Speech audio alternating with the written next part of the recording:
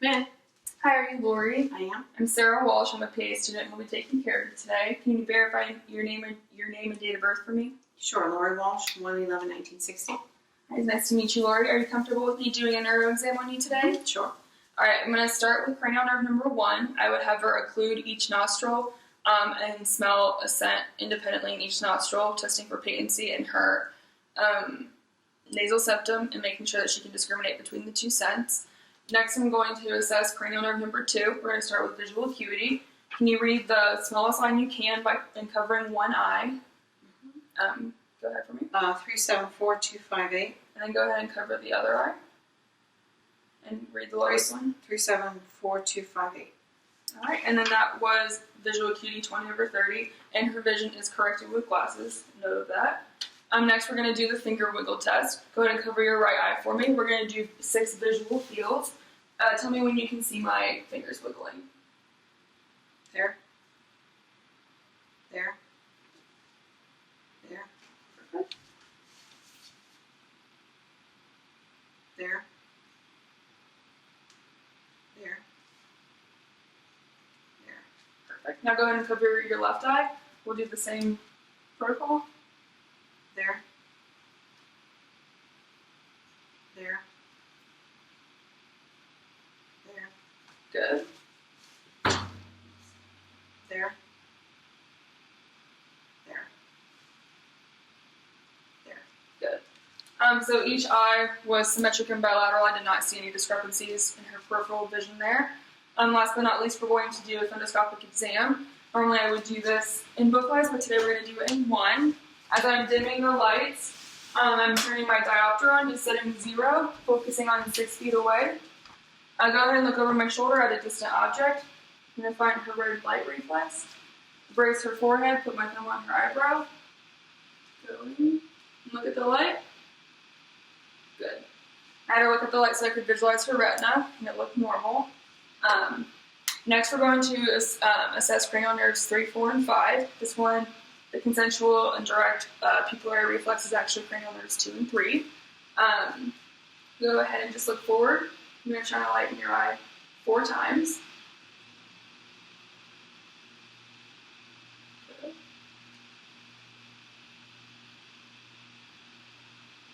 Good. Both pupils were equal and reactive. They both constricted like they should have with the light and without the light. Next, we're going to do accommodation. So go ahead and look at my finger. It's 10 centimeters away. And then look at an object distance right behind it. Then now look at my finger. And then the distant object. Good, that was normal. Her pupils constricted on the near object, which is what is supposed to happen with accommodation. Next, we're going to assess extraocular eye movements with the H test. Go ahead and follow my 2 fingers here. Make a nice big H. Good. Now keep following my fingers. We're going to make you go cross-eyed. Good. Both of her eyes moved symmetrically. There were no discrepancies between her extraocular eye movements. Her lateral rectalis muscle is innervated by cranial nerve number 6. Superior oblique is innervated by cranial nerve number 4. And then, all the others are innervated by cranial nerve 3. And then last, I've just been observing for ptosis, which she does not have. Her eyelids are not lagging, which means that cranial nerve 3 is intact. Next, we're going to assess the trigeminal nerve, and we're going to start by palpating the temporalis and masseter muscles. Go ahead and clench your jaw, move your jaw back and forth, and then open your mouth. Good. The strength of both muscles on each side were symmetric, and then her mouth or her jaw did not deviate to one side when opening her mouth, which is good and normal. Next, we're going to assess the light touch of the 3 branches of the trigeminal nerve. This is what the light touch feels like, and then I want you to tell me where on your face you can feel this with your eyes closed, please. Right forehead. Right cheek. Right jaw. Left jaw. Or left cheek, I'm sorry. Left jaw. Left forehead. All right, and that was good and normal. She was able to feel all 6 of them. Next, I'm going to have you discriminate between sharp and dull sensations. This is what the sharp feels like. This is what the dull feels like. Go ahead and close your eyes and just tell me where you can feel it and what you're feeling. Sharp right jaw. Sharp right cheek. Dull right forehead. dull left forehead, dull left jaw, sharp left cheek. Right, and she was able to discriminate between all of those correctly, which is normal. Next, I'm going to assess, I would assess her corneal reflex, which I would come up from behind her and put a wisp of a cotton ball in her cornea while her eyes open and look for the corneal reflex from the outside touch. Next, we're going to assess the facial nerve with facial expressions. We're going to do 5 of them. Go ahead and raise your eyebrows. Good. Make a frown. Good. Now make a grimace like, good. Now make a smile. And then puff out your cheeks. Good. So those were 5 actions that the facial motor nerve innervates. Next we're going to, and that was cranial nerve number 7. Cranial nerve number 8, the vestibulocochlear, we're going to assess with the finger robe test. Close your eyes and then tell me which side you can hear my fingers rubbing on. Left, right, right, left, right, left. Alright, and so she was able to discriminate all of those perfectly. So her cranial number 8 is intact. Next we're going to assess cranial nerves 9 and 10. I've been listening to her voice and she does not have any excessive hoarseness or nasal qualities to her voice. Next we're going to look for symmetric rise of the soft palate with my handy dandy butter knife as my tongue depressor and my light source. So go ahead and open your mouth, stick out your tongue, and tip your head back a little bit. Press your tongue down. Oops, my pen light is reversed. Say ah. Ah. All right. So her soft palate rose symmetrically, and her uvula was central, which is exactly what I would expect. And then next I would do the gag reflex, where I would gently palpate or gently touch the back of her throat and assess for the tongue elevation, soft palate elevation, and pharyngeal muscle constriction. Next, I am going to assess the accessory muscle, which I'm going to start by inspecting the trapezius. So I'm going to look for atrophy and fasciculation, which she does not have. Next, I'm going to do resistance against the trapezius. So I'm going to push down and then shrug up against my resistance. Good. One more time. Good.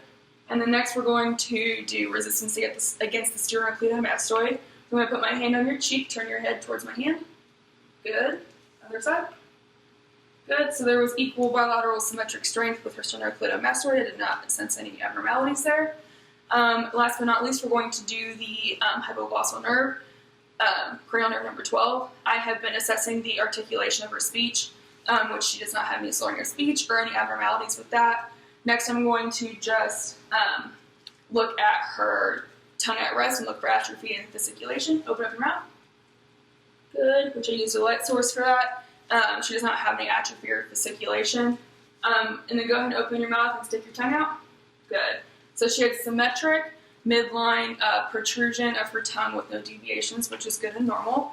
Next, we're going to do the motor portion. So we're going to do the rapid finger and or upper extremity and lower extremity movements. So take your hand like this, and go back and forth as quick as you can. Good. Same with your other hand. Good. Now you're going to tap the ball of your foot into my hand here. I'm going to stop a little bit. So go ahead and tap your foot. Good. Now we're going to do this side. Go. Good. So all 4 of those, they had the same speed, no tremors or anything like that, so everything was normal there. Next, we're going to do the finger to nose test. So go ahead and touch your right finger to my finger, and then to your nose, my finger, your nose, my finger, your nose, my finger, your nose. Good. Now do that with your left hand. Finger, nose, finger, nose, finger, nose, finger, nose. Good. So she was able to touch her nose and my finger respectively without any deviations in her tract. Next, we're going to do the heel to shin test. So take your right heel, put it up on your knee, and drag it all the way down your shin to your great big toe. Good. Now do that on the other side with your left heel. Good. So those were both symmetric and bilateral, which is normal. The last 2, I'm going to have you stand. So go ahead and stand for me with your feet together, and then your eyes closed, and then just try not to sway for me. Good. This is normal. Now open your eyes and put your arms out like this, and close your eyes and do it again.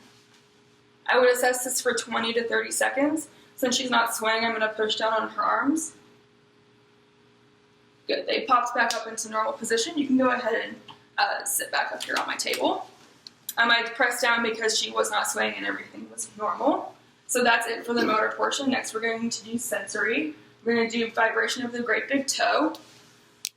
I'm going to take my tuning fork here, and then I'm going to put it on the IP joint of her great toe. Tell me what you feel, and then tell me when it stops. Vibrating. Stopped. Good. Vibrating. Stopped. Okay, so that's normal. So since she was able to feel that, I don't have to go any more proximally. Next, I'm going to do position of her great big toe. I'm going to grab medially and laterally. Go ahead and close your eyes. Oh yes, all the sensory portions are with eyes closed. And then tell me if your big toe is pointing up or down. Up. Down. And then we'll do the same with your left foot. Down. Up. Now, I did not pull up too hard on her left foot because she does have arthritis in that toe. Otherwise, I would. And then last but not least, I'm going to do the monofilament exam. I'm going to show you with a Q-tip where I would test right here between these toes. And then here, here, here. 4, 5, 6, 7, 8, and 9. And I would use a monofilament and press and ask her to, go ahead and relax, to tell me when she can feel it. And then if I have to press too hard where it breaks, then I know that that's abnormal. Last but not least, I'm going to do the reflexes. We're going to start with the biceps reflex, which is nerve roots C5 and C6. Here's my reflex hammer. I'm going to use the pointy side. Go ahead and just relax your arms like this with palms up each side. Flex your biceps a little bit. Good. So her biceps tendon is right here. And she does have very weak deep tendon reflexes for most of her reflexes, but I will verbalize when I feel it. So my hand is over the biceps tendon, and I will strike my finger. All right, I felt the biceps contract, and I saw a little bit of flexion here in the arm, which is what I would expect. And then flex your bicep. Good. Now relax. And then I felt contraction, and I felt a little flexion of the arm there like I would expect. And then we're going to do triceps, which is like this. I have my thumb on her triceps tendon right here. I'm going to try and hit that and elicit this reflex. I felt the tricep contract, and I saw a little bit of extension of the arm, which is what I would expect. And this is nerve roots C6 through C7. And then same with this arm right here. I'm going to strike my middle finger on this side. There we go. Okay. On that third one, I felt contraction of the triceps, saw a little bit of extension of the forearm. Next, we're going to do brachioradialis. So go ahead and put your arms in your lap again. Let them drift in a little bit. We're going to go 5 inches from the base of the thumb. Right here, I'm going to strike.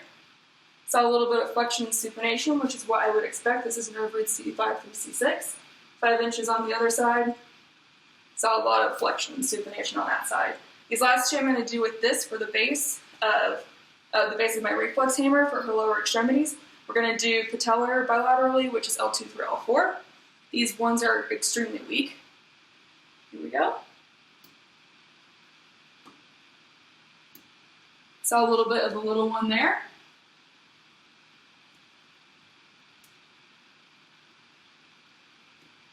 And I saw a little bit of a twitch there as well.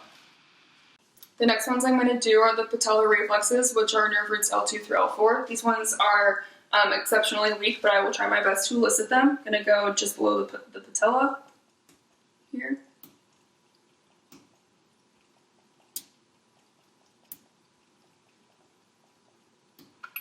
All right, I saw a little bit of a twitch there.